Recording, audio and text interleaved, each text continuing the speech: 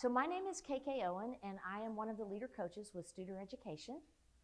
And today it is my honor, really, to represent the School District of Janesville. They could not be with us today to do this presentation, so I'm going to do it on their behalf with the help of Oakley Ryan.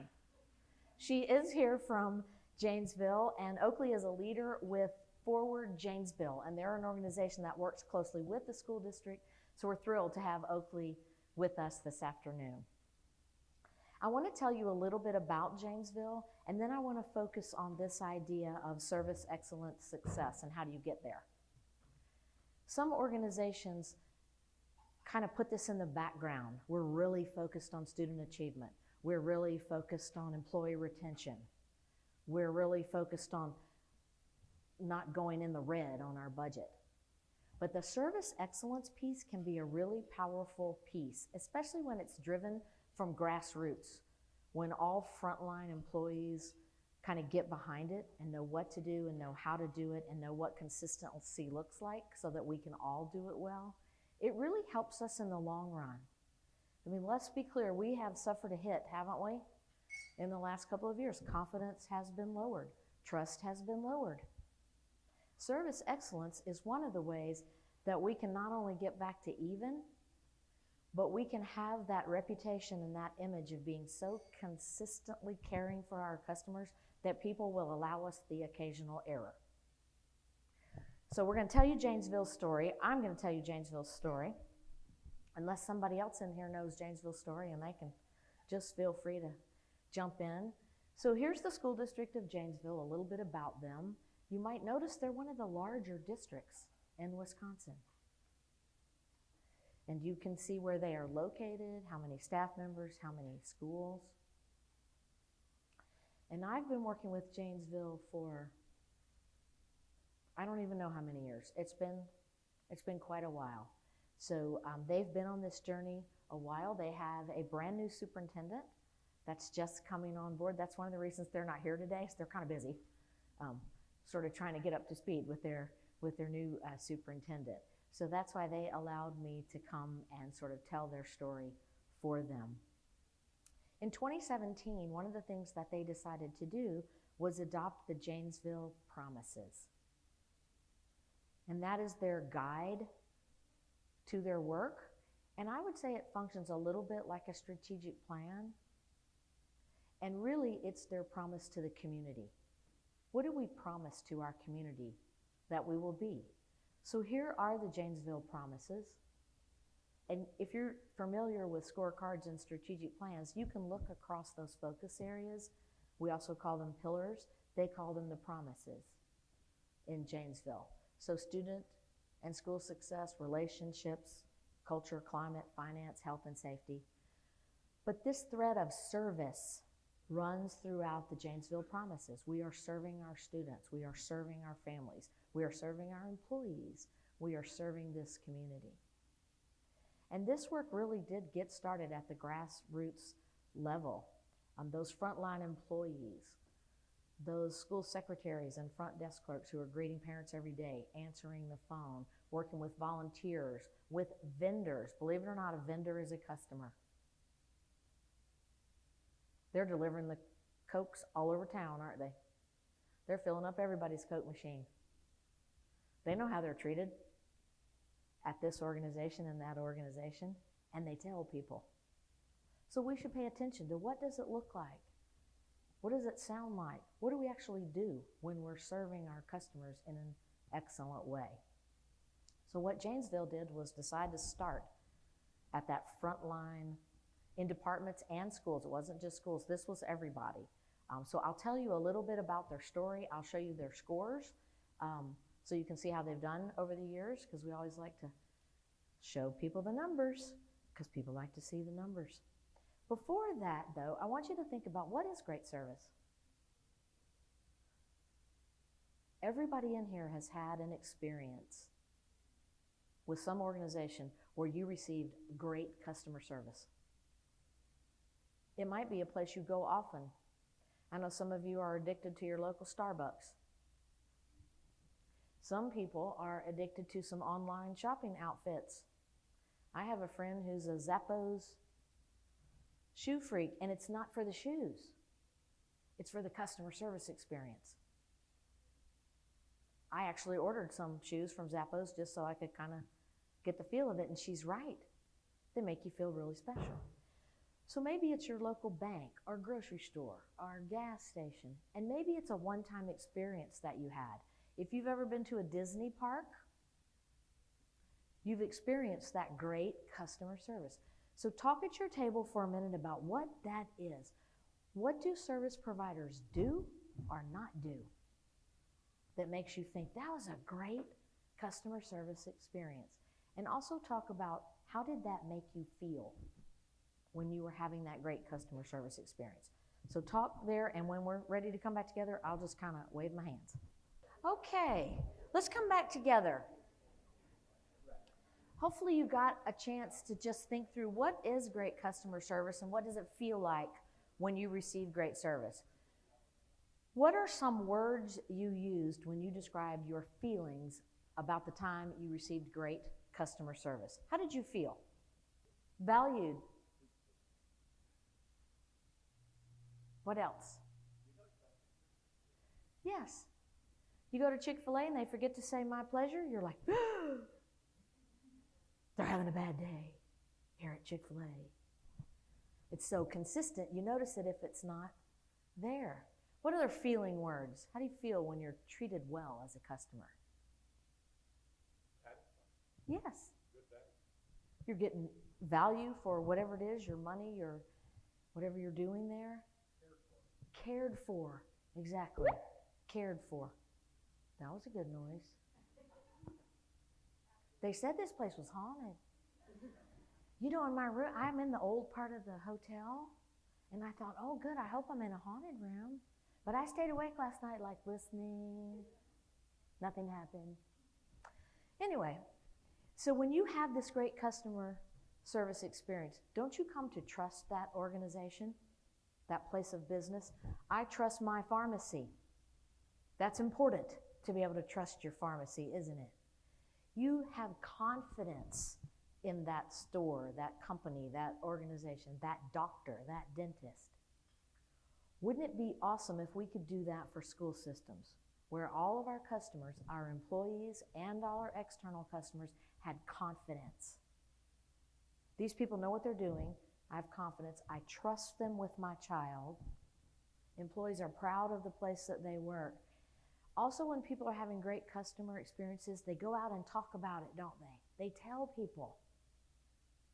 If you have an average customer service experience, one that we call meets expectations, you rarely are going to talk about it. You go to the Department of Motor Vehicle, you renew your driver's license. Do you come home and say, wow, I felt so cared for. I felt so valued. No, it's a pretty average experience. Now, maybe you guys have an outstanding Department of Motor Vehicles, but most places it's kind of the average, meets my expectations, but nothing more. So that's kind of part of this work, is what do we need to do to help all of our customers, internal and external, have great confidence and great trust about what it is that we're doing. And we very rarely think about it. So this is something we call the service culture. It does not happen by accident. We have to be intentional. If we can't define it, we can't teach it to people. And we can't measure it.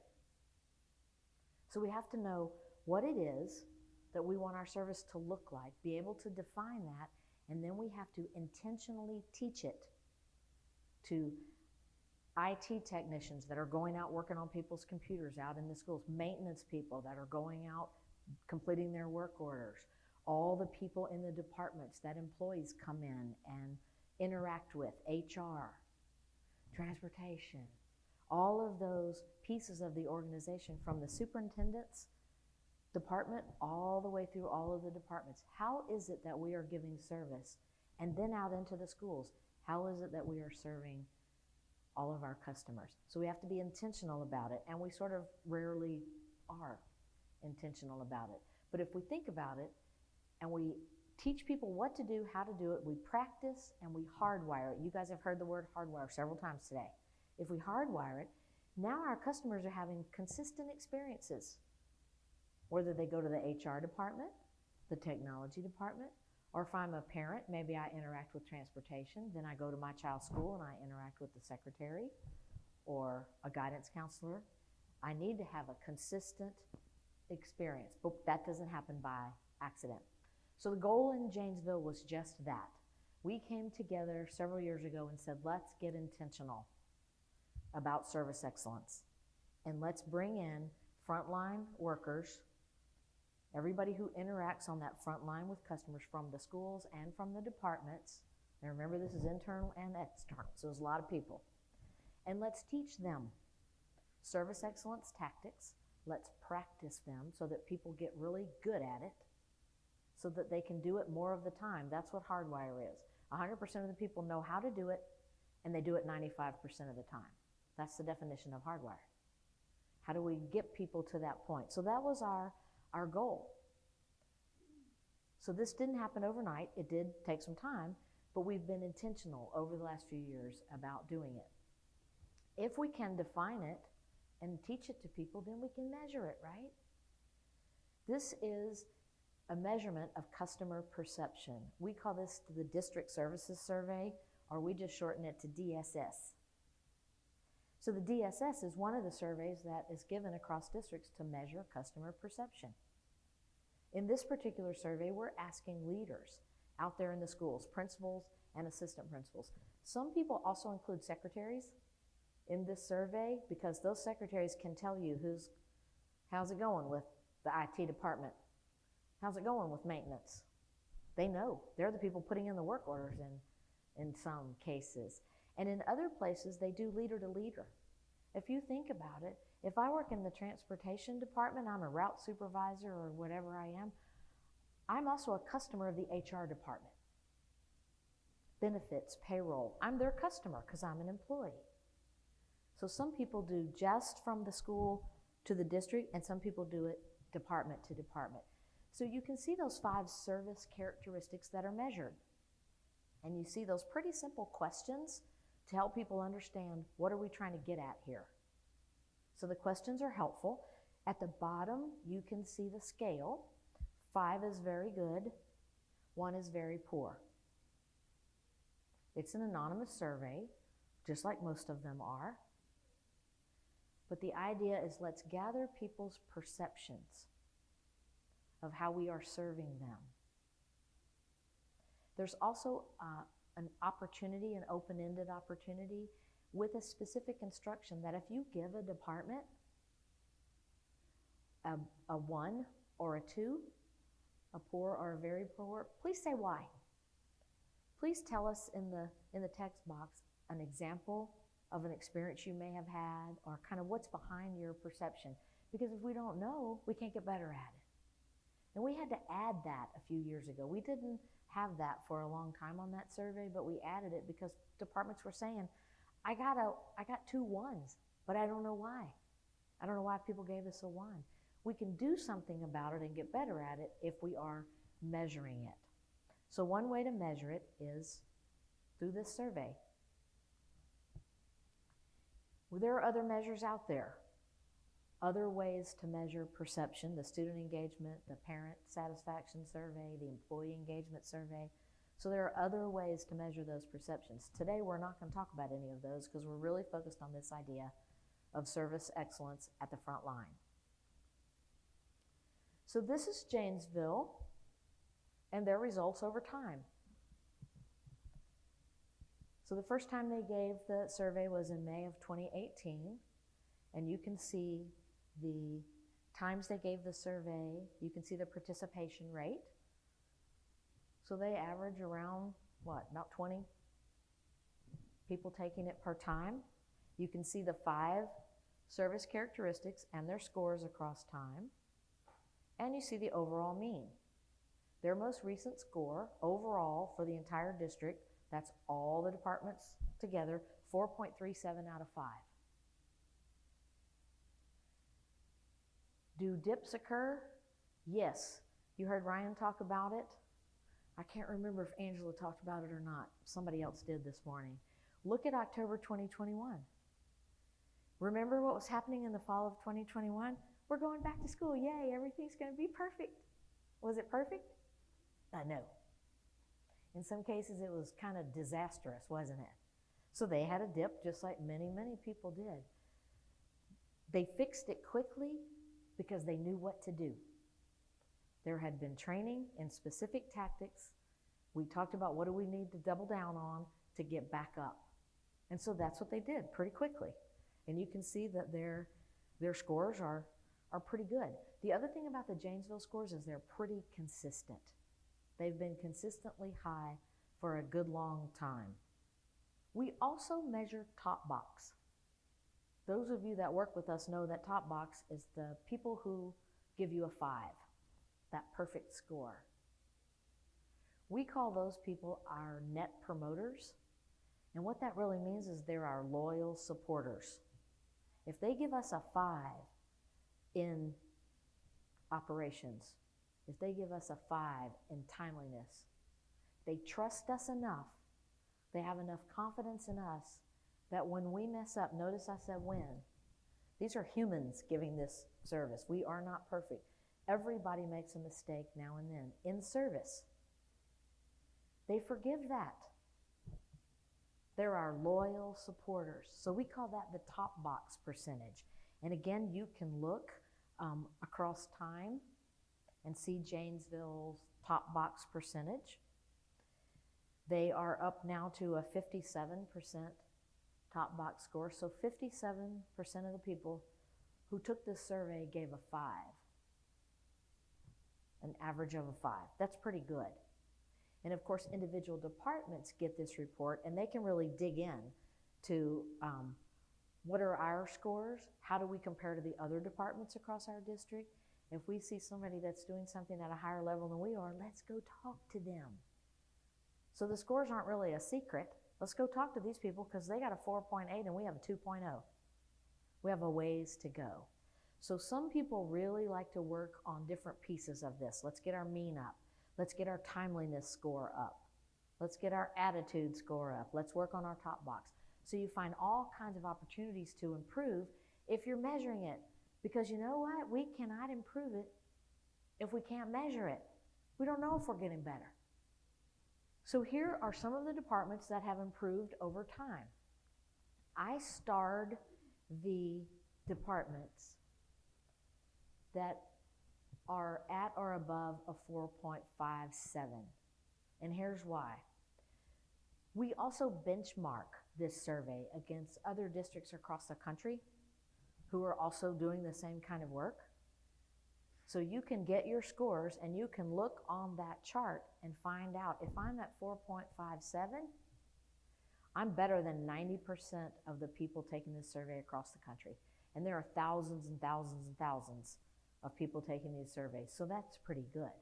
So that's kind of a high watermark.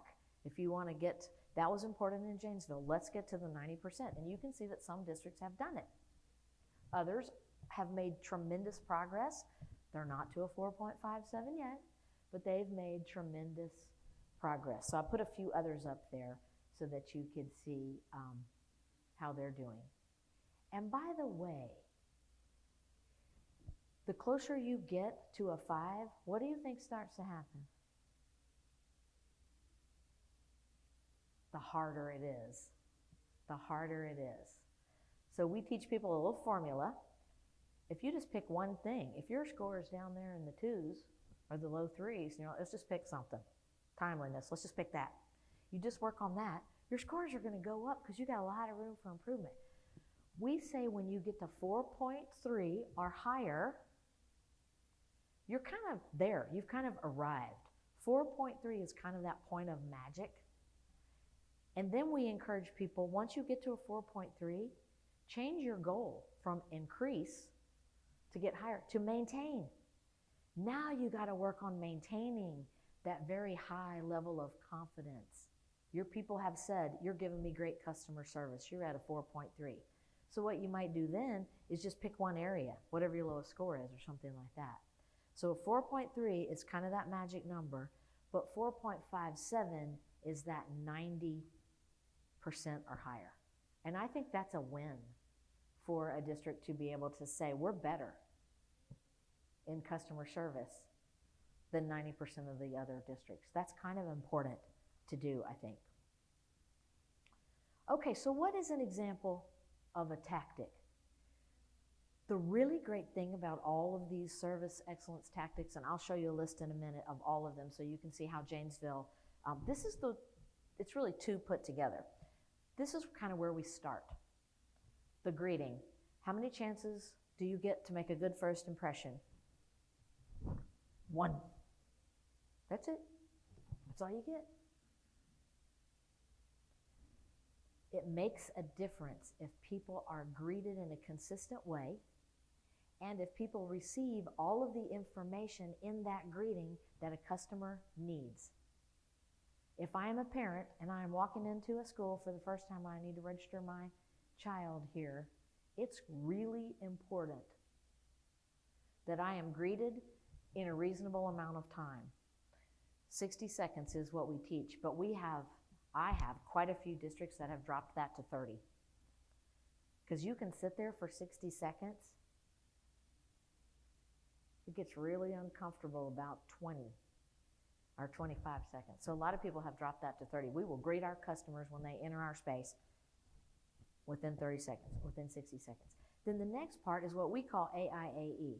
What do people need to know when they're coming in to be served? They need to be greeted or acknowledged.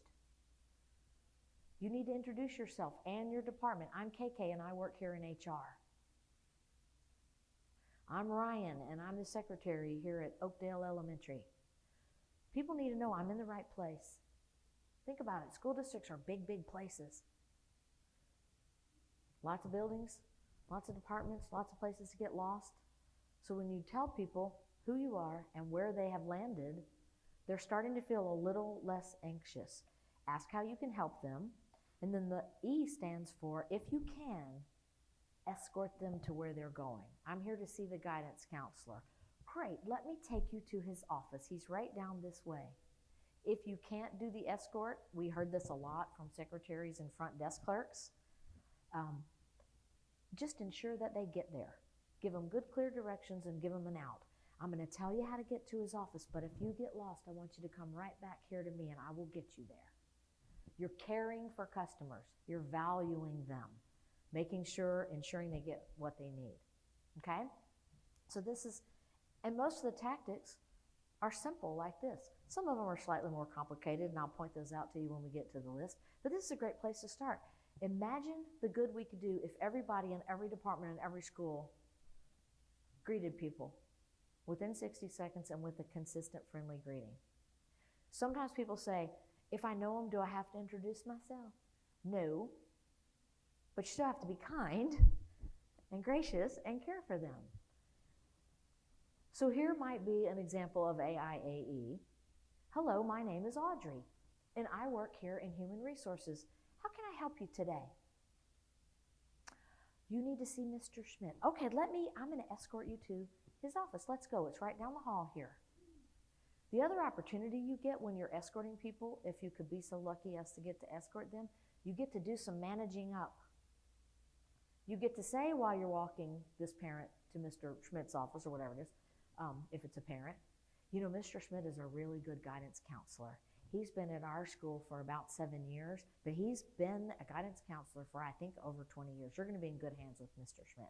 So if I'm a parent, now my anxiety is going down and my confidence is going up. I'm in a good place.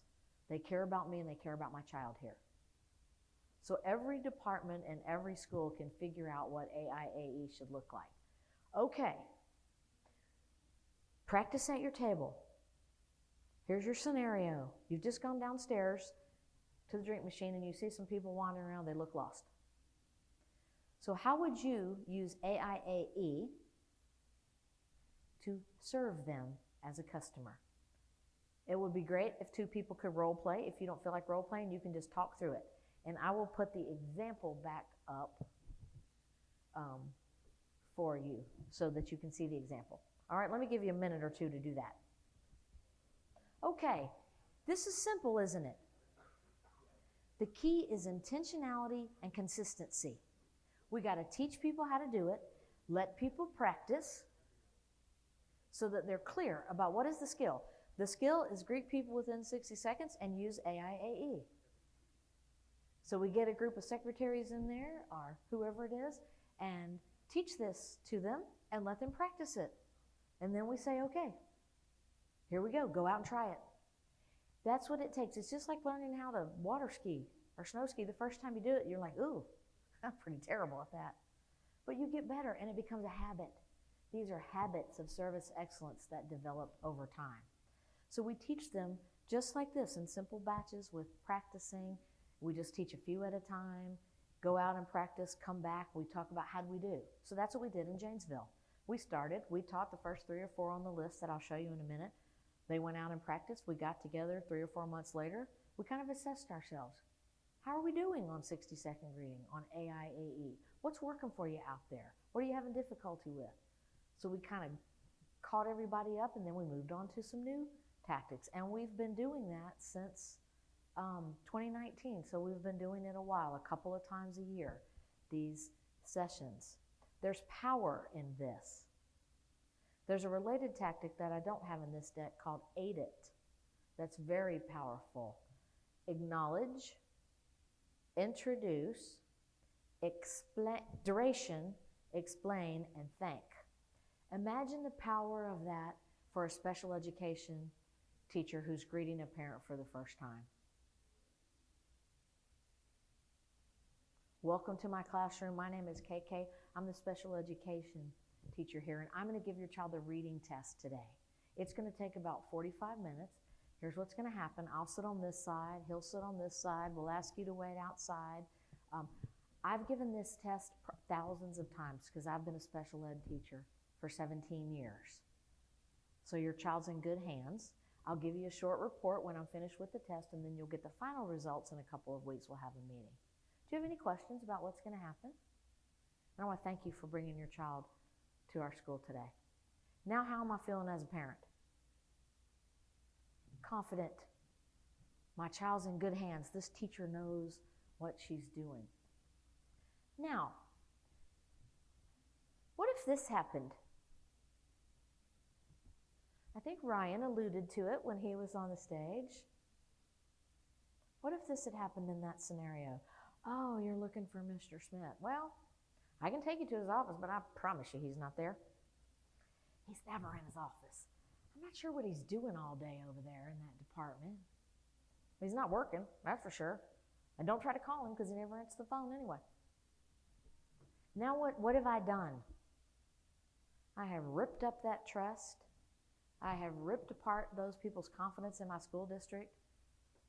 And maybe I didn't even realize what I was doing, because what I was doing was we, they. I was just throwing Mr. Schmidt right on under the bus. By the way, that's the opposite of managing up and telling the customer how good people are. So we do damage to our reputation with our customers without even realizing it. But once we teach people, and we use non-examples, by the way, once we teach people, here's a non-example, then it clicks for people. All right, so what are the other tactics? Here is the whole list. We just looked at 60-second rule and AIAE. There's Aid It, the one I told you about. Aid It is also great. I teach a lot of Aid It to technology people that go into the schools so that they just don't walk up to someone's desk in their classroom and start ripping apart their computer cords. What does that do to a teacher or a secretary or anybody? Like, oh, they hate that. So they should say, hi, I'm KK. I'm the technology assistant. I'm going to be working on your computer today. I understand we need to replace your battery. This is going to take about 15 minutes. So I'll have you offline for about 15 minutes. This is what I'm going to do. I'm going to take the battery out, blah, blah, blah. Do you have any questions about what I'm going to do today? Okay, great. I'm going to get started. Isn't that a better customer experience? Because technology people, they talk way up here to me, and it terrifies me. Okay, so here are some more. We do a lot of work with voice greetings, voicemail, answering the phone, What are the elements that people need from you when you answer the phone? So that's important. We teach something called touchdown and sundown rule, and we've done all of this in Janesville. They've been through all of these. How long are we going to wait before we call somebody back or email them back? Some organizations have a 24-hour rule, a 48-hour rule. We also teach this idea of touchback. Even if you haven't found the answer yet, you touch them back anyway. You email them or call them and say, just letting you know I haven't forgotten about you. I got your email. I'm still working on trying to get that information for you, but I wanted to touch base with you. That is a great customer experience. Instead of someone sitting in their office or in their home saying, they never called me back. They never called me back. Now I'm getting mad. So touch people back. A handover, when people show up in the wrong department or the wrong school and you have to hand them over, how do you, with care and grace, hand over to another school, another department? There's a process for that, so we teach that process. Owner versus renter. The last few, I will tell you, are a little bit tougher. Dealing with difficult customers, that's a longer session with a little more practice than some of the simpler ones. Delighting customers. What does it look like in your department or in your school to go above and beyond? Give people that wow experience. Service recovery. This is what we do when we mess up. We own it. We apologize and we fix it. And the last one we've been working on the last couple of years is a lot of cross-training. Anybody have vacancies? People who just aren't there? Or they're gone home for 10 days on quarantine or they have COVID. So that has become a need. We just can't not do this thing that we do for 10 days because the only person that knows how to do it is home with COVID. So figuring out what does it look like for us to cross-train in our departments and in our schools so that we can continue with our standard even when people are gone or when there's a vacancy. So that one has just come up. So that is the list of the tactics. I want you to talk for a minute at your table. As you look down that list, what do you think would make a difference in your organization? If people were better, those frontline service people, if they were better, it's not that they're bad, they just haven't been taught the tactics. Intentional teaching of the tactics. Just look down that list and talk for a minute. What makes sense to me on that list that we might could get better at? And I'll wave my hands when we're done. Okay. Another thing that we did in Janesville that we found really helpful for building the consistency of practice is we built out kind of a little self-assessment. We used that same 5-point Likert scale, and we asked people to measure themselves on the tactics that they have learned so far. Am I a 5? Do I consistently do this all the time? I'm hardwired. So a 5 would be a hardwire. A 4, I do it almost all the time. Most of the time I do the tactic.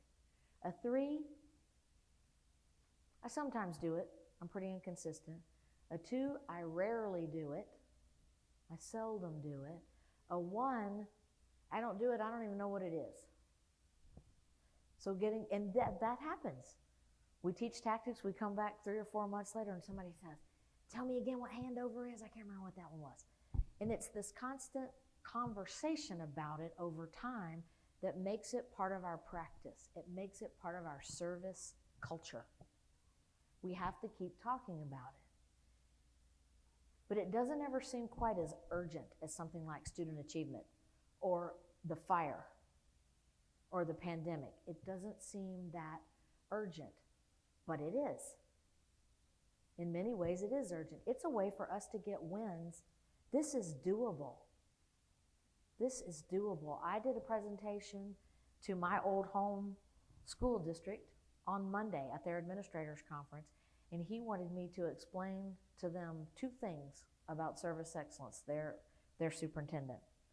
1, we can do this. This is not hard stuff. We can own service excellence. We can all learn how to do this. It is not rocket science.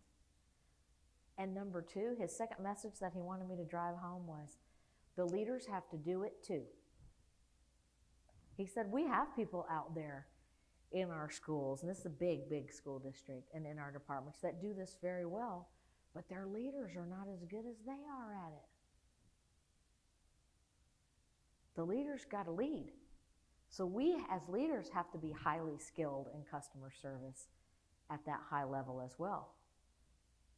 I told them on Monday, that day when I'm the boss and you got to do what I say, but not what I do, that is over.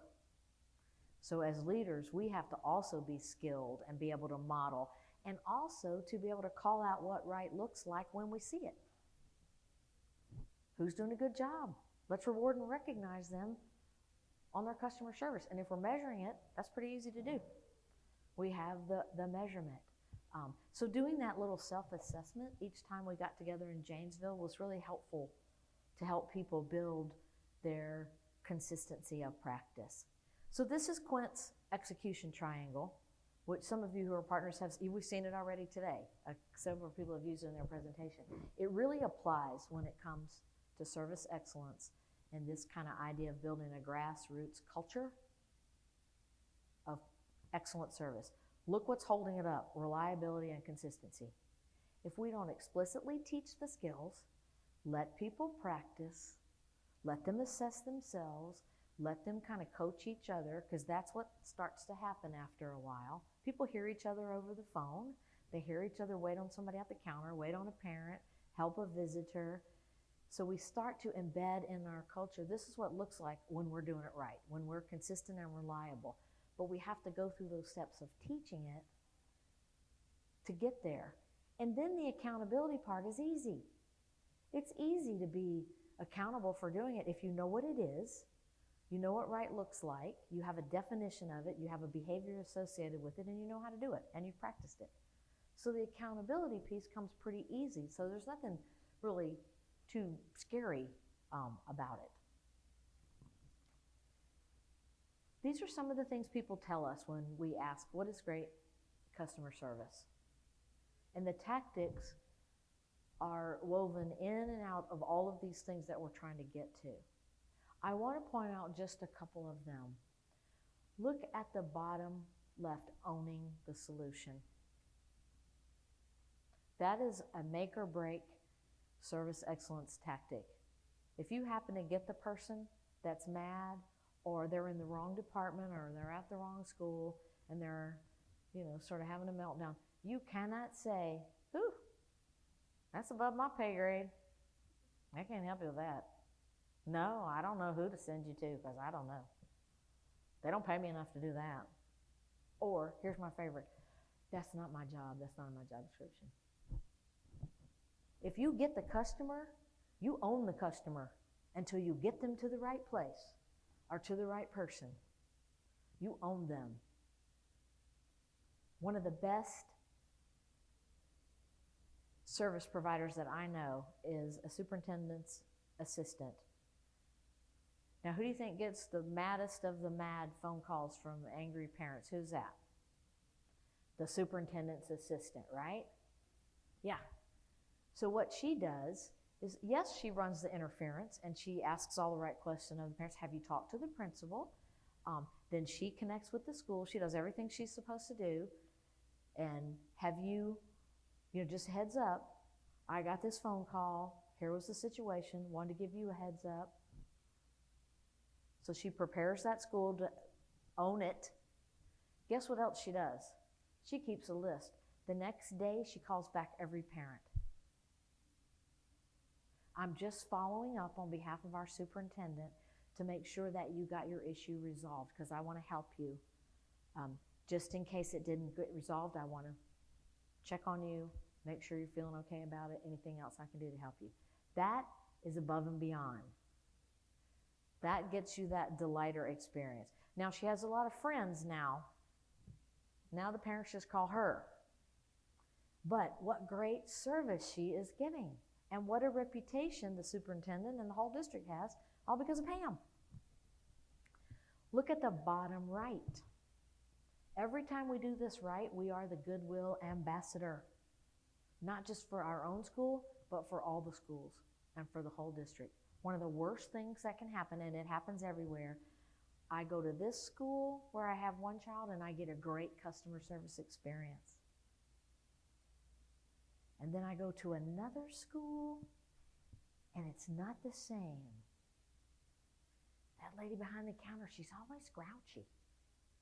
She always acts like she's too busy to wait on me. Lack of consistency.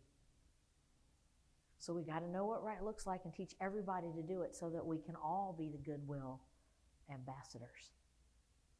That's important. A couple of slides about research findings on service. How do people form their perceptions? Obviously, the most important way is our own experience. Just like when I asked you what great service was, how did it make you feel? It's our own experience. Look what second is. The personal experience of people that we trust. These are those conversations that happen in the line at the grocery store, at the ballpark, after church, because people are talking. They are talking about the experience they had at this school or that school, or this department or that department. They're talking about it. And employees talk to each other about it. Don't think that IT, transportation, HR, payroll, there are reputations out there. There are images of departments. So we talk to each other. How about this one? Think about the newspaper, the local news station. Angela talked about that earlier. She's got that great reputation in her school, and the media people are all on fire about it. There are places where the opposite happens. We're constantly being trashed in the newspaper or on the 6 o'clock news, right? We can fix some of that with better customer service, a better reputation, a better image. If you have a great customer service experience, you may go out and tell 2 or 3 people about it. If it was a delighter experience, you might tell 4 or 5 or even 6. Look what happens when it's a poor customer service experience. Word travels fast. So when we mess up, or we have a school or a department or 2 that just aren't very customer friendly and not skilled, it's obvious. And people are talking about it. They go out and tell each other. Let's don't shout out any names here. But out there in school districts, there are people that say, man, I hate to call that so-and-so department because they always act like I'm bothering them. They make me feel stupid when I call. It's happening. This happens. People talk about their bad experiences. Do they talk about it to us? Usually not. 4% will tell us, I had a bad customer service experience in your department or in your school. But they are communicating about it with other people out in the community, among the employees, among the parents. And I love the last one. In the eyes of the customer, 12 positive experiences for every negative one. So service excellence matters, and having an army of people that are trained to do this and do it well and are consistent about it, that matters to people. When we get those loyal supporters like Janesville has, the 57% that gave the 5, we're going to mess up every now and then, but you get forgiven because you're so consistent. There's going to be a negative something every now and then. You know, the kid gets lost on the wrong bus. But if that parent knows us, trusts us, and knows we do a really good job most of the time, they're also going to trust us when we say, don't worry, we've got people on it. Your child's on the wrong bus, but we know exactly where your child is. They're going to bring him back. They're not happy their child's on the wrong bus because that was our mistake, but they still trust us and have confidence in us because of the reputation that we've built. So, as we are coming to a close, I want you to just think about these 2 questions. Why is it important to be intentional? Why is it important? And what do we gain when we consistently execute on excellent customer service? All right, 1 minute at your table. 1 minute on these 2 questions. Go. Okay. Anybody have something they want to share in answer to either one of these questions, either why it's important to be intentional or what do we gain? Any thoughts? Yes, please. Yes. Well said. Intentionality builds habit. These have to become habits. Just like good instructional practice becomes habit. Yeah, customer service can become good habits. Intentionality. What else? What else struck you as you talked? Yes. People slowly become owners when they feel confident enough to do good service and they work together to provide service to others. They become more owners. Anybody else? Yes, that's true. You get that opportunity yourself if you do this well, instead of you're always reacting. If you're proactive and you embed it, you teach it intentionally, get it consistent, reliable, you're telling your own story. Much better than reacting to poor service customer experiences night and day. All right, let's go back to this quote as we close here. And this is really what Janesville did.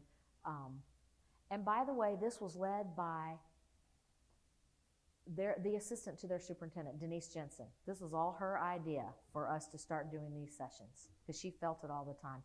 But you got to have intentionality to grow that service culture and that team culture where we're all doing it together. All right. Thank you very much for your time today.